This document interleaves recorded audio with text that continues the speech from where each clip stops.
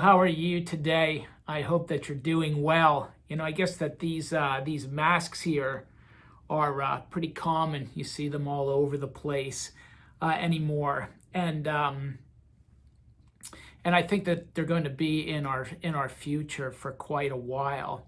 These this style of mask, this surgical mask, the purpose of it was explained by our Surgeon General, Dr. Jerome Adams. The purpose of those masks, it's not so much to protect me. It doesn't have a tight enough seal to protect me. It may protect me a little bit, might provide some protection, but the real purpose of wearing those masks is to protect you. That as Dr. Adams explained to a reporter, he said, I wear my mask to protect you, and you wear your mask to protect me. And all of these measures that have been taken during this pandemic, the reason for them is not so much to protect most of us, to protect me, for example, because thankfully I don't fit any of the risk categories. Now, that doesn't mean that the virus couldn't be dangerous to me. There have certainly been people who haven't fit the categories, who have succumbed to it. I heard, sadly, recently about a 17-year-old young man who died from the virus, who was otherwise healthy. But statistically, I'm not likely to be in for anything other than a rough ride if I get this virus. But there are other people with underlying conditions, people with asthma or diabetes, people with autoimmune deficiencies, or people taking certain drugs who would be at great risk, who are at very significant risk if they get this virus.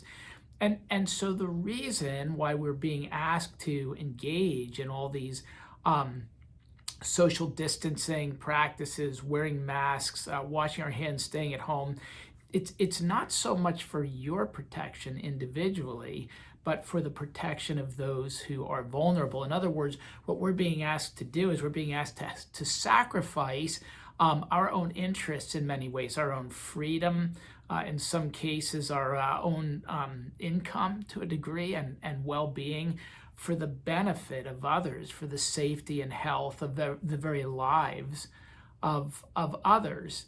And I note sometimes that there's some frustration on the part of people who understand that with people who don't get it. I've seen, people say, I'm not going to wear one of those stupid masks. And I've asked some people about that, and what they said is, well, I'm not afraid of getting this virus.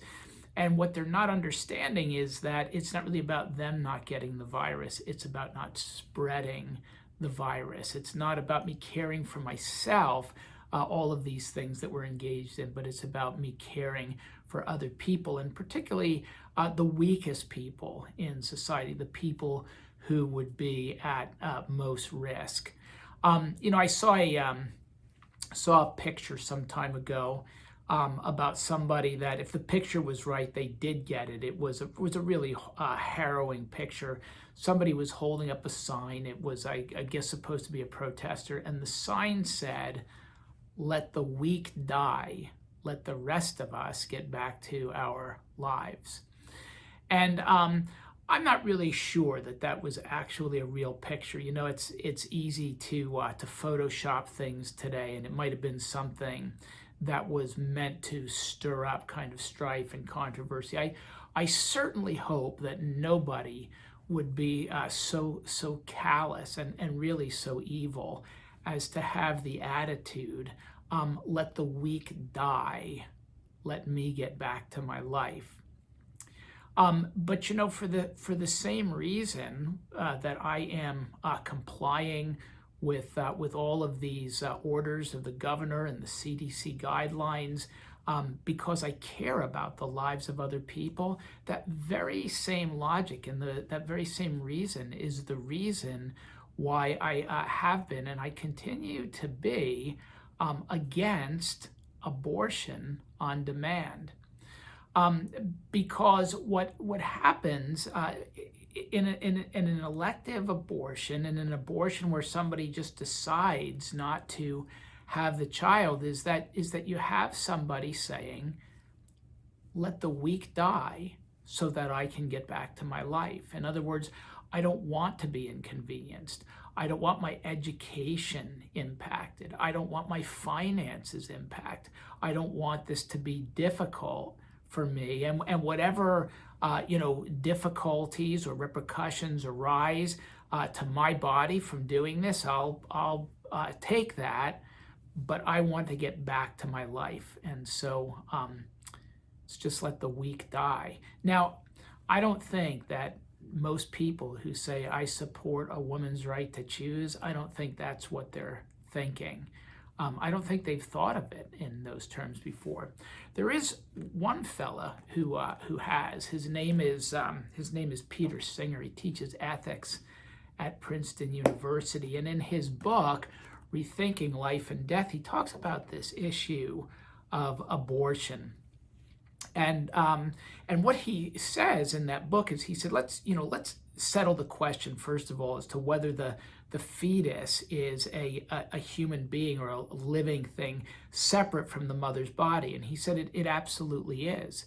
He said, what else would it be but a human being? It's got a different DNA. It's got a separate DNA. So we're absolutely talking about a human being in the womb of its mother. And what Singer goes on to say, though, in arguing for abortion, is he said, but the fact of the matter is that mother's life could be inconvenienced by that child. Carrying that child to term could hurt her socially, could hurt her financially, could hurt her educationally, could hurt her emotionally. And so she should, in order to not have to suffer that harm, be able to terminate the life of the child that she carries. In other words, Peter Singer's argument is, and what he says is that some people's lives are just more ethically significant than other people's. And the argument that he makes is, let's let the weak die and let the rest of us get back to our lives, or let the woman get back to her life, but let the weak die. And he talks about this idea of some lives being more ethically significant than others. And if you read Singer, although he dances around it, what makes the difference between what's ethically significant really is the strong versus the weak. That the child really has no choice in that, and really can't protest, really can't do anything. The woman carrying the child holds all the cards. So her life is ethically significant. The child's life is not. And so let's just let the weak die and the other people get on with their lives. That's not a good choice to make in this pandemic. Hey, I don't care about other people. I don't care if they get sick. Just let's let the weak die and let the rest of us get on with our lives. But for the very same reason that it's not a good and upright, a moral choice to make in this pandemic, it's for that very same reason that it's not an upright or good or moral choice to make in the case of a woman whose life may be inconvenienced by having to carry that child, whose educational future may be impacted, whose livelihood and ability to earn an income may be impacted. But let's let the weak die so the rest of us can get on with our lives is not, I don't think, an ethic that we want to live by, because what's good for the goose is good for the gander. And if that's true in the case of children in the womb, there's really no reason that society couldn't decide that's true for people with asthma, or people with diabetes, or people with heart disease, or whatever else it might be.